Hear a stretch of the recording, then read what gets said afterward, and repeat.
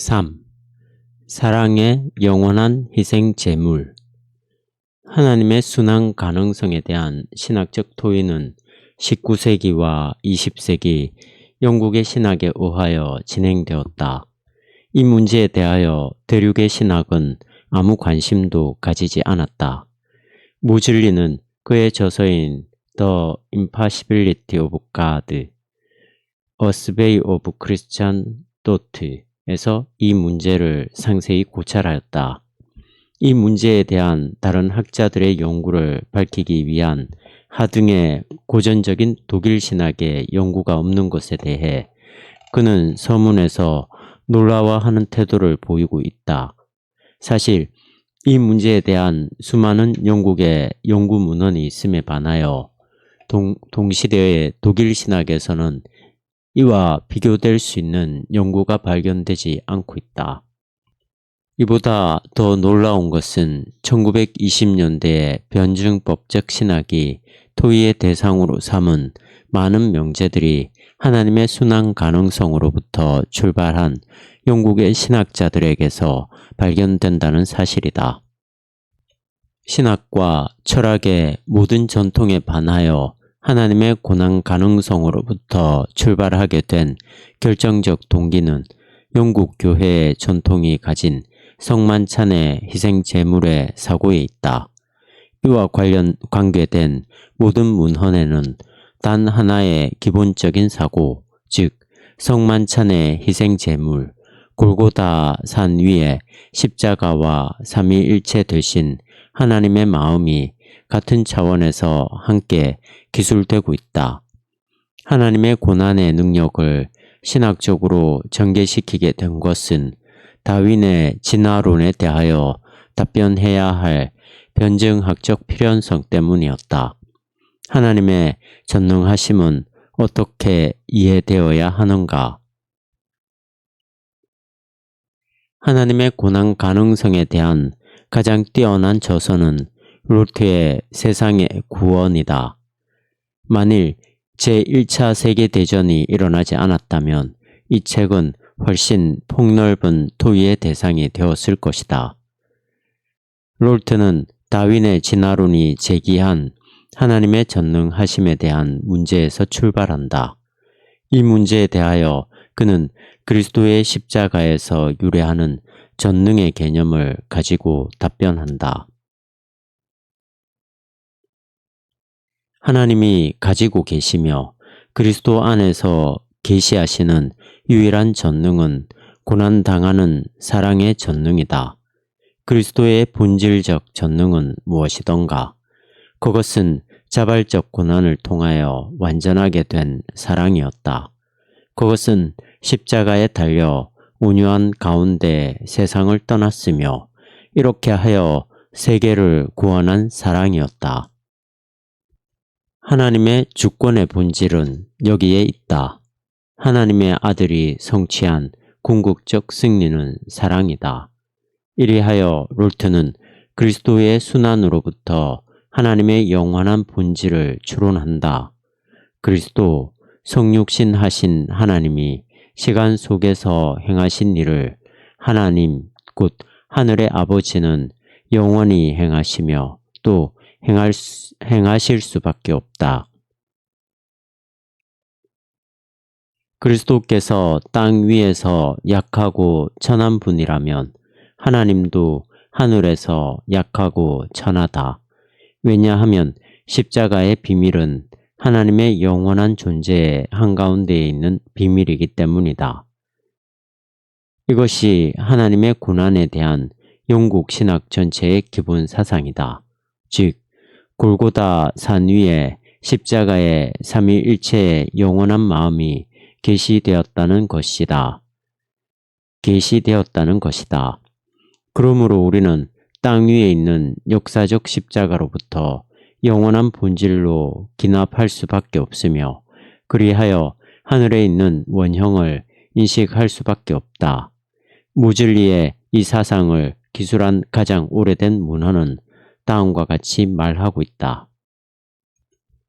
십자가는 눈으로 볼 수 없고 은폐되어 있는 언덕 위에 오랜 세월 전에 서 있는 것 같지만 거기서 언제나 울려오는 소리는 고난당하는 사랑과 인내의 동일한 깊은 음성이며 이 음성은 거룩한 갈보리 산으로부터 죽을 수밖에 없는 귀에 의하여 들려졌다. 의미가 깊고 널리 알려진 익명의 경건문학인 힌튼의 고통의 신비는 요한복음의 기본 명제인 나를 보는 자는 아버지를 본다를 다음과 같이 해석한다. 하나님께서 우리에게 자기 자신을 보여주시고자 한다면 그는 고통과 상실이라고 불리는 것을 스스로 짊어지시는 고난자로서의 자기를 우리에게 보여줄 수밖에 없다. 이것이 그의 몫이다. 영원 전부터 그는 이것을 자기를 위하여 선택하셨다. 그리스도의 삶은 영원한 삶을 우리에게 보여준다. 그리스도의 역사적 순환은 하나님의 영원한 순환을 계시한다는 생각을 인정할 경우 그리스도의 사랑의 자기 희생은 하나님의 영원한 본질을 뜻한다. 이것으로부터 추상할 수 있는 신적인 본질에 대한 하등의 규정도 있을 수 없다. 사랑의 희생은 인간의 죄에 대한 하나님의 반응으로 인하여 비로소 생성된 것이 아니다. 또 그것은 일어나지 않을 수도 있다는 의미에 있어서 하나님의 자유로운 의지의 결단도 아니다. 왜냐하면 그리스도의 십자가는 일어나지 않을 수도 있었던 역사적 우연이 아니기 때문이다. 하나님 자신은 오직 이 사랑일 뿐이다. 골고다는 악과 고난의 세계 속에 일어난 그의 본질에 불가피한 계시이다. 이와 같은 방향에 대한 신학적 논증은 성찬식으로부터 시작하는데 여기에서부터 골고다의 역사적 십자가를 추론하고 나아가서 하나님의 영원한 본질을 추론한다. 하나님은 사랑이시며 사랑은 고난을 받을 수 있게 하고 사랑의 고난 가능성은 고난 당하는 자의 헌신과 자기 희생에서 완성된다. 자기 희생이 하나님의 본질이다. 롤트는 그의 삼위일체론을 다음의 공식으로부터 전개시킨다. 하나님은 자기 자신을 영원히 희생시키며 이 행위 속에 그의 모든 본질이 들어있다. 그는 사랑하는 자, 사랑받는 자, 그리고 사랑이다. 그의 존재는 절대적이기 때문에 자기 자신 밖에는 아무것도 없다. 자기 자신에게 그는 자기를 바칠 수 있다. 그렇다면 하나님은 영원히 자기를 자기 자신에게 바친다고 말할 수밖에 없다. 그의 존재 전체는 자기 사랑의 영원한 희생이다.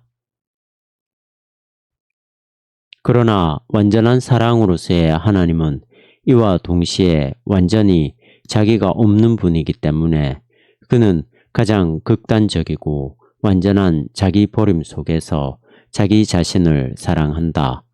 이와 같이 하나님은 그의 미래를 위하여 자기를 개방한다. 롤트가 말하는 하나님의 영원한 자기 사랑의 삼위일체론적 해석은 이 자기 사랑을 자기 희생으로 해석함으로써 세계 개방적인 삼위일체론으로 발전한다. 사랑은 줄 수밖에 없다. 왜냐하면 주는 행위 가운데서만 사랑은 참으로 소유하며 행복하게 되기 때문이다. 그러므로 하나님은 자기 자신을 내어줄 수밖에 없다. 봉사의 이 행위를 떠나서 그는 자기 자신을 소유할 수 없다. 하나님은 자기 자신을 완전히 내어줄 수밖에 없다. 이렇게 함으로써 그는 하나님이다. 그는 시간을 통하여 갈 수밖에 없다. 이렇게 함으로써 그는 영원하다.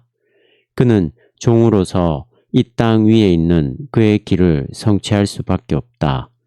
이렇게 함으로써 그는 하늘의 주님이시다. 그는 오직 인간일 수밖에 없다. 그럼으로써 그는 완전히 하나님이다.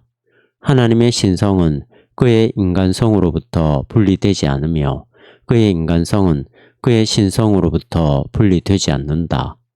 인간이 된다는 것은 하나님에게 불가피하였다. 왜냐하면 오직 이러한 방법으로 그는 참으로 하나님일 수 있기 때문이다. 완전히 자기 자신일 수 있기 위하여 사랑은 고난을 당할 수밖에 없다. 그것은 자기의 본성과 모순되는 것으로 인하여 고난을 당한다. 그러나 하나님은 사랑이시고 사랑 외에는 아무것도 아니라면 하나님은 그의 존재와 모순되는 어떤 것을 주실 수 있는가? 그리하여 그것으로 인하여 고통을 당하며 자기 희생 가운데에서 그것을 견뎌내어야 하는가? 이것은 무엇인가? 이것은 악이다. 하나님은 자기가 없는 것처럼 자기 자신을 사랑한다. 그러므로 그는 악으로 인하여 고난을 당할 수밖에 없다. 하나님은 악으로 인하여 고통을 당함으로써 악을 선으로 변화시킨다. 롤트는 고난당하는 하나님의 사랑이 세계사 속에서 벌거벗은 폭력을 어떻게 삶의 힘으로 변화시키는지를 매우 선명하게 제시한다. 고난당하는 사랑은 악의 잔인성을 극복하며 잘못 인도된 이 격정에게 그가 부여하는 성취를 통하여 악 속에 있는 선한 힘을 구원한다. 롤트는 이 원리가 진화의 모든 과정 속에 작용하고 있음을 발견한다.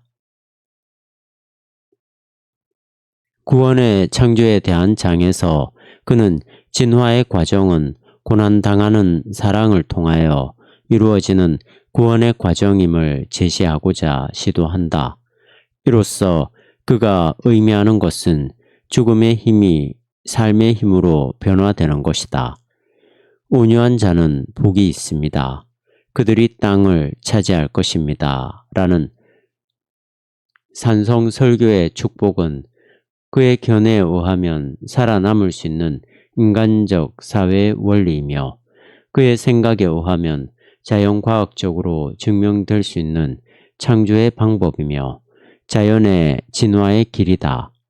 개방성과 고난의 능력을 통하여 신적인 사랑은 자연의 맹목적인 힘들의 치명적 갈등 속에서 우월한 조직의 원리로서 증명된다. 그러나 하나님은 그의 본질 자체에 있어서 영원히 사랑이시며 고난당하는 사랑과 자기 희생이라면 악은 하나님 자신과 함께 이미 주어져 있는 것이지 창조나 죄의 타락과 함께 비로소 주어진 것일 수 없다. 하나님 자신 안에 하나의 긴장이 있을 때만이 우리는 의미 있게 하나님의 영원한 자기 희생에 대하여 말할 수 있다. 그러나 하나님 자신 안에 하나의 반대가 있는가? 이와 관련해서 롤트는 신비의 신학을 가르친다. 여기에서 우리는 야콥 베메를 회상할 수 있을 것이다. 그러나 롤트 자신은 여기에서 그의 논술을 성과 악의 권원으로서의 하나님에게 제한시킨다. 벌거벗은 폭력은 하나님으로부터 오며 하나님이 이에 대하여 책임을 가진다. 성과 악은 같은 권원에서 오며 따라서 똑같은 것이다. 이것을 우리는 어떻게 이해할 수 있는가? 롤트는 다음과 같은 교묘한 명제를 말한다. 즉, 악은 하나님이 그것을 창조하였기 때문에 존재하게 된 것이 아니라 오히려 그것을 창조하기를 거부하였기 때문에 존재하게 되었다는 것이다. 그는 역설적으로 이렇게 말한다. Evil exists preciously because he commanded it not to exist. 이와 같은 진술은 비존재가 하나님에 의하여 배제된 것으로서의 무의 힘을 소유할 때만 의미를 가진다. 이때 이 진술은 다음과 같은 좋은 의미를 가진다. 하나님은 질서를 창조하시고 카오스를 배제하셨다. 그리하여 창조를 통하여 배제된 카오스는 창조물에 대하여 하나의 위협으로서 언제나 현존하게 되었다. 이제 하나님은 이 악을 고난당하는 사랑 가운데에서 견디신다면 그는 악의 치명적인 폭력을 삶의 힘으로 변화시킨다. 부정적인 것의 힘은 존재의 형성의 과정 속에서 포괄된다.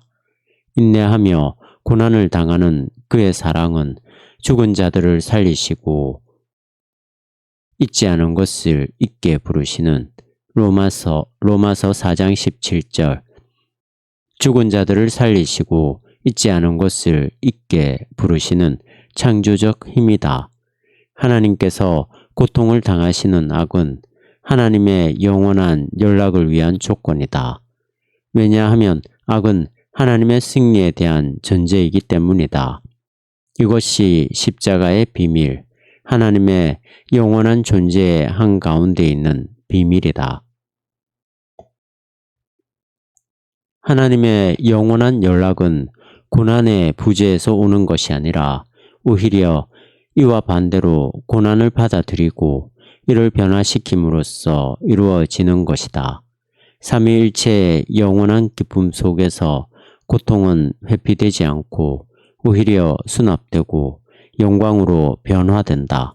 사랑, 고난을 당하는 사랑, 자기 희생이신 하나님의 영원은 이 고난의 역사의 완성을 뜻할 뿐이다.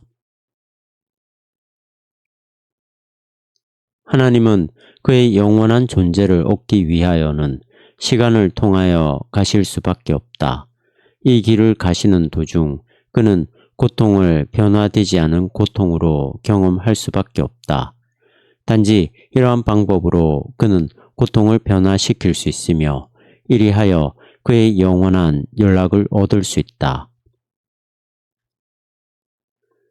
고난받는 하나님에 대한 이 신학은 제1차 세계대전 동안 유명한 설교자요 시인인 케네디를 통하여 널리 알려졌고 실천적이 되었다.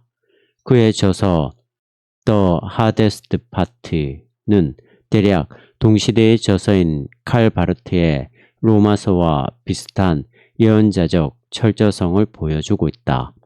케네디의 이 책은 더 큰 관심을 얻을 수 있었을 것이다. 왜냐하면 고난당하는 하나님에 관한 신학은 전적으로 다른 하나님의 신학보다 더 중요하기 때문이다. 플랑드르의 격전지에서 살아남을 수 있는 힘을 주고 이 지옥 한가운데서 신앙을 창조한 것은 십자가에 달리신 하나님에 대한 인식이었다. 결국은 십자가에 귀착된다. 하나님, 그러나 전능하신 분이 아니라 아버지 하나님, 한 아버지의 염려와 한 아버지의 무력함을 가진 하나님, 그 속에 사랑의 힘이 숨어 있다. 하나님은 영광스럽고 고통당하며 십자가에 달리셨다. 그리스도, 여기에 아침의 여명이 있다. 케네디는 예수에게서 나타나는 고난당하는 하나님의 이 깊은 인상과 이 진리의 필연성을 영국 빈민가의 좁은 골목과 어두운 주택 속에서 목사로 일하면서 깨닫게 되었다. 종군 목사인 그는 전쟁의 경험으로 인하여 이 본질적인 진리를 더 인상 깊게 받아들였다. 또한 케네디는 고난당하는 하나님의 신학이 가진 탁월한 정치적 의미를 인식하였다. 전능자 하나님은 그에게 힘과 땅 위에서 외치는 불의의 종교적 신화에 불과하다. 이것은 세계의 폭군, 억압하는 자들의 하나님, 고전적인 프로이센 제국의 하나님이다. 그러나 모든 사람은 그들의 마음 속에서 오직 단 하나의 하나님만을 숭배한다. 곧 벌거벗었고 상처를 당하였으며 피를 흘리는, 그러나 누구도 이길 수 없는 그리스도를 숭배한다. 이것이 민주주의의 마음이 갈망하는 하나님이다. 제1차 세계대전은 고난당하는 사랑이신 하나님이 폭력과 무기를 축복하는 전능하신 자에 대항하여 싸우는 싸움이었다. 예수 그리스도 안에 계시된 인내하시고 고난당하시는 하나님을 숭배하기 위하여 나는 세계를 얻고 싶다. 하나님, 아버지, 사랑의 하나님은 역사 어디에나 계시지만 어디에서도 그는 전능하신 분이 아니다. 언제 어디에서나 우리는 고난당하며 찾으며 십자가에 달린 그분을 본다. 하나님은 사랑이시다. 케네디는 더 하데스트 파트에서 다음과 같은 시를 썼다. 하나님의 슬픔은 견디기 어렵다. 정말 그가 그의 마음속에 사랑을 가지고 있다면, 그리고 세계에서 실천하기에 가장 어려운 것이라면 인간은 분명히 하나님의 편이다.